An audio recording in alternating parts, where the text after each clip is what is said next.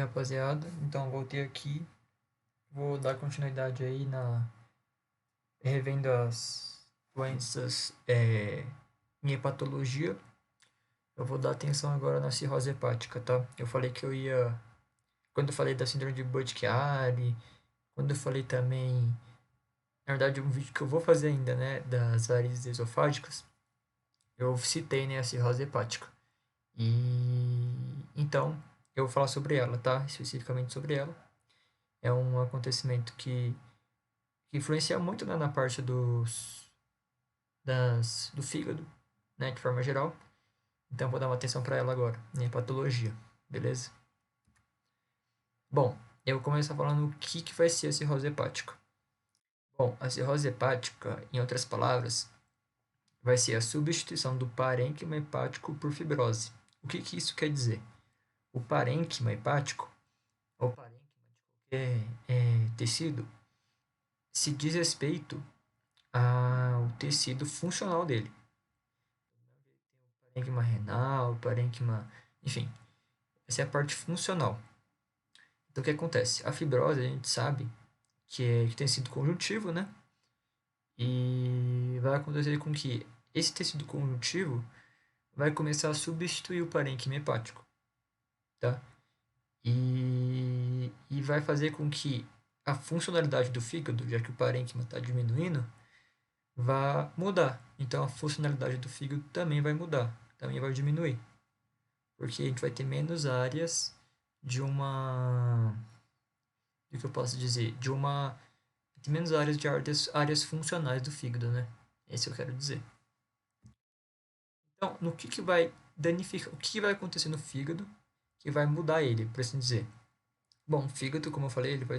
A parte do parênquima vai ser substituída pela, pela parte do tecido conjuntivo, né? Então, a gente vai ter duas coisas que vai acontecer. Primeiro vai ser hipertensão da veia cava, ou hipertensão portal. Não, acho que é hipertensão da veia portal, eu escrevi errado, mas enfim. Então, então a gente vai ter uma hipertensão dessa veia e a gente vai ter uma disfunção hepatocelular, tá? Que vai ser os hepatocitos, tá? A gente sabe que os hepatocitos são as células funcionais do fígado e vai ser elas que vai ter uma disfunção, né? Já que a gente vai começar a substituir esse tecido aí por fibrose, por tecido conjuntivo. A hipertensão da veia cava, nesse caso, vai resultar, uma das coisas que pode resultar vai ser as varizes esofágicas, tá? Que eu também vou falar sobre elas nesse momento. Realmente não, né? Daqui a alguns instantes. Bom, e qual que vai ser a fisiopatologia da cirrose hepática? Bom, sabe que o fígado, ele tem as células estreladas lá também, né? As células estreladas, elas armazenam vitamina A e ela serve como defesa também, porque elas vão produzir tecido conjuntivo, que é a matriz extracelular, que vai ser a parte da fibrose. Ela faz isso para proteger os hepatócitos de alguma lesão, tá? Mas, se a gente tiver uma lesão constante no fígado, se tiver uma lesão que vai ser, que vai ser crônica, por assim dizer, a gente vai ter essa substituição, que é ruim, tá? Substituir o parênquima por um tecido conjuntivo é dizer que a funcionalidade do órgão não vai funcionar, vai diminuir, né? E com isso, eu vou falar também sobre isso mais depois, mas se a gente pegar o fígado e começar a substituir essa parte do parênquima por tecido conjuntivo, a gente vai diminuir a sua função, né? Vai diminuir a capacidade do fígado e a gente pode causar uma insuficiência hepática, tá? Por causa da cirrose. Então, vai ser basicamente isso. Então, quais são as etiologias da cirrose? Bom, tem muita etiologia. Cirrose é cheia de etiologias e muitas. Porém, eu peguei as principais aqui. Primeiro vai ser as hepatites virais, hepatite B e hepatite C. Sobre as hepatites virais, eu também vou fazer um vídeo, tá? Posteriormente, sobre as hepatites virais, hepatite B, hepatite C, hepatite A e etc. Vou falar sobre eles também, posteriormente. Outra coisa também acontece muito, vai ser as doenças hepáticas alcoólicas, ou seja, por consumo de álcool, e as doenças hepáticas gordurosas ou não alcoólicas, tá?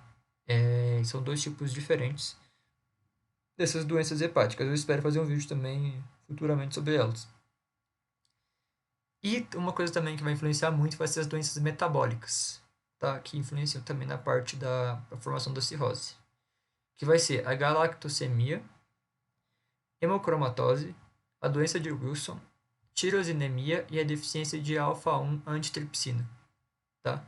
Essas doenças metabólicas são etiologias da cirrose e são comuns, né, por assim dizer. Fazem parte ali da sua etiologia. Eu vou falar sobre elas depois também.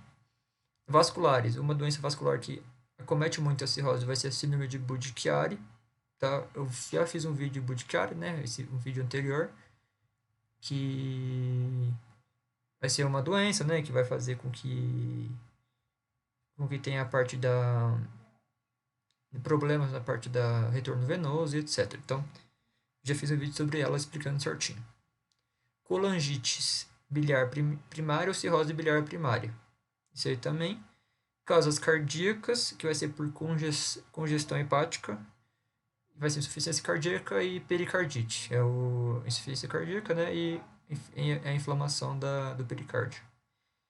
E hepatite autoimune também. Então, essas são as principais etiologias da cirrose. Bom, agora eu vou falar um pouco das doenças metabólicas. Eu falei essas doenças metabólicas aqui, né? Galactosemia, hemocromatose, doença de Wilson, tirosinemia. A deficiência de alfa-1 antitrypsina eu não vou falar sobre. Tá? Eu vou falar sobre essas quatro primeiro. Galactosemia, hemocromatose, doença de Wilson, tirosinemia. O que vai ser? A galactosemia vai ser problemas para o corpo fazer a digestão da galactose, tá? É diferente de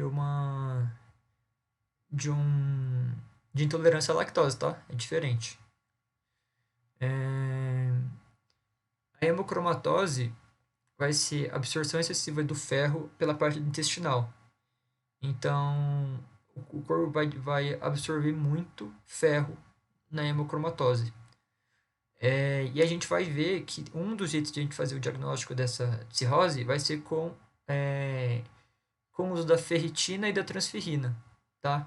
A ferritina, além de, de fazer parte, né, dessa parte do ferro, etc., também faz parte do processo de inflamatório agudo, tá? Eu vou falar também posteriormente sobre os métodos diagnósticos, mas esse aí é um exemplo. A doença de Wilson, ela é uma doença genética que vai acometer com acúmulo de cobre no organismo, tá? Por quê? Porque o cobre, ele é excretado pela via biliar. Porém, às vezes, a via biliar não consegue, por falta de energia, excretar esse ferro, esse cobre, perdão. Então, vai fazer com que esse, esse cobre se acumule. E a tirosinemia? A tirosinemia vai ser o acúmulo de tirosina, e a tirosina é importante na formação das proteínas. Tá, mas quais são as principais causas de cirrose hepática, então? São três, tá? Hepatite C, que vai ser a viral, hepatite alcoólica e hepatite gordurosa não alcoólica. Essas três vão fazer parte de 80% dos casos, tá? Como, por exemplo, a galactosemia, hemocromatose, doença de Wilson, tirosinemia são etiologias, mas são menos comuns, né? Bom, então o que vai ser as manifestações clínicas dessa parte? A cirrose hepática também tem várias, como eu falei, tem várias etiologias, então tem várias manifestações clínicas, porque vai depender muito do que está causando, né? Porém, a gente pode ter uma noção. Por exemplo, as úlceras pépticas pode ser sarcopenia, que vai ser a perda da massa muscular. As alterações nos hormônios sexuais, como o hiperestrogenismo e hipoandrogenismo. Por exemplo, no caso do hiperestrogenismo, a gente vai ter, por exemplo, a parte do eritema palmar, tá? Que faz parte. A perda da função hepática, obviamente, porque a gente está falando da cirrose, né? Aqui vai ser a diferenciação do parênquima do tecido conjuntivo. Então pode causar encefalopatia hepática, icterícias por hiperbilirrubinemia direta. Eu também falei sobre hiperbilirrubinemia na parte da introdução à hepatologia. E a hiperbilirrubinemia vai acontecer porque o fígado não vai conseguir ter energia para secretar, né? Para excretar essa bilirrubina. Hipertensão portal, não falei. Então, a hipertensão portal pode causar também as partes das varizes do esôfago. Ascite, que vai ser barriga d'água. Também por causa do acúmulo de líquido, né? Por assim dizer.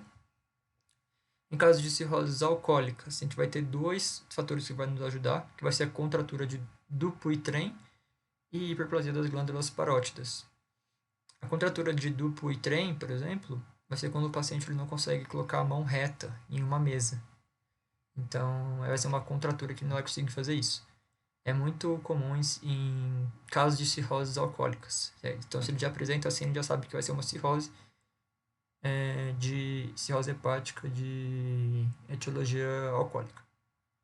Ele tem a palmar, que nem eu falei, né? Por causa do hiperestrogenismo.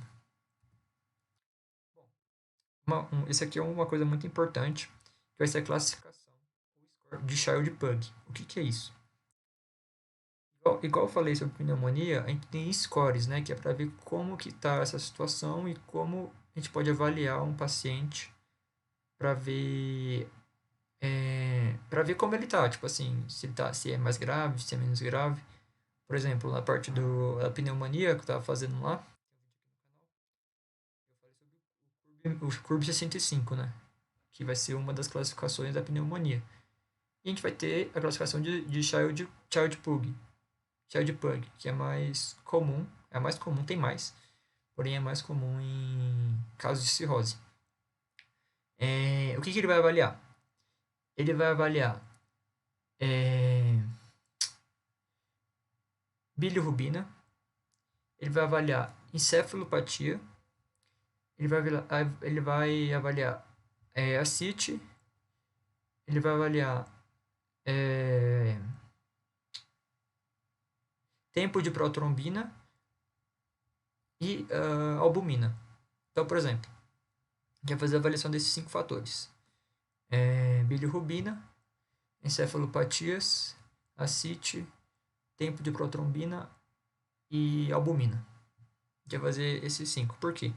A albumina a gente sabe que é 100% produzida no fígado.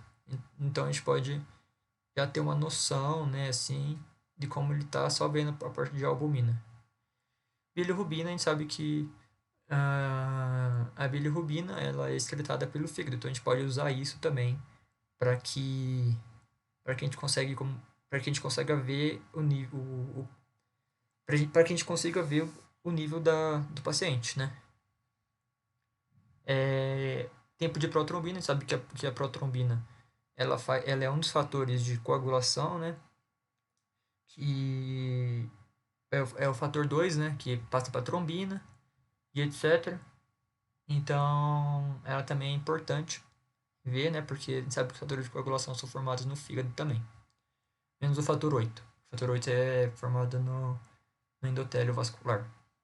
A CIT, que eu falei que é uma das consequências, né? Um dos sinais, porque a CIT ela é um acúmulo de líquido, né? Na barriga. Encefalopatia, para ver se tá tendo alguma encefalopatia hepática. Qual vai ser o diagnóstico de uma cirrose hepática? Bom, o diagnóstico ele pode ser feito por biópsia hepática, que é o padrão ouro, que é o melhor, tá? Histopatologicamente, né? A gente vai ver a clínica do paciente, obviamente, né? A gente vai ver os níveis de albumina e o tempo de protrombina também. A gente pode ver se a gente quiser ver também bilirrubina, né? Ver se ele tá com icterícia também. Mas icterícia a gente tem várias causas, né? Então, não necessariamente vai ser por cirrose, mas a gente pode ter uma ideia. Tempo de protrombina elevado, né? Que nem eu falei, e o nível de albumina. Bom, qual vai ser? E daqui é para diagnosticar uma cirrose hepática, de forma geral. Mas e para diagnosticar a etiologia dele? Bom, se a gente está falando de uma pessoa que tem histórico de alcoolismo, a gente pode já pensar em hepatite alcoólica. Como eu falei, a hemocromatose hemocromatose ela é uma doença metabólica que vai fazer com que o, o intestino ele absorva mais ferro. Então a gente pode ver os níveis de transferrina e ferritina. Se esses níveis estiver muito alto, também a gente pode suspeitar de uma hemocromatose. A avaliação cardíaca, que nem eu falei, a avaliação cardíaca como insuficiência cardíaca e pericardite são algumas doenças que fazem congestão hepática. A gente vai ver o nível do cobre, que vai ser a doença de Wilson, né? A gente pode ver o aumento das transaminases, os aminotransferases. A gente tem dois tipos, que é a AST-TGO ou a ALT-TGP, tá? Esse aumento das transaminases ou aminotransferases, AST, TGO ou ALT-TGP, elas vão nos indicar hepatite virais, hepatites isquêmicas ou uso de fármacos, né? Eu já falei sobre isso também lá na introdução à hepatologia. E a gente vai ver enzimas, as enzimas canaliculares, né? Que é a fosfatase alcalina, gama-GT e 5-nucleotidase. Nesse caso, se a gente tiver com muitas enzimas canaliculares, a gente pode suspeitar de uma colestase, que eu também já expliquei no primeiro vídeo. Fazer o tratamento da cirrose hepática, bom, é irreversível. O tratamento da etiologia a gente vai ter que fazer, né? Então, dependendo da etiologia, nós vai fazer um tratamento. E a gente vai ter que solicitar ao paciente que ele faça uma nutrição correta. E quais são as complicações da cirrose hepática? Bom, já cansei de falar aqui, mas eu vou falar de novo. São as varizes de esôfago. É uma das complicações da cirrose hepática por causa da hipertensão portal. Ascite também por causa da hipertensão portal. Síndrome hepatorrenal também. Hepatocarcinoma, normal a gente esperar isso, né? Esplenomegalias, que vai ser o aumento do baço. E encefalopatia hepática. Tá? É isso. Essa é a cirrose hepática. Um vídeo bem de boa aqui também, que vai subir para hepatologia.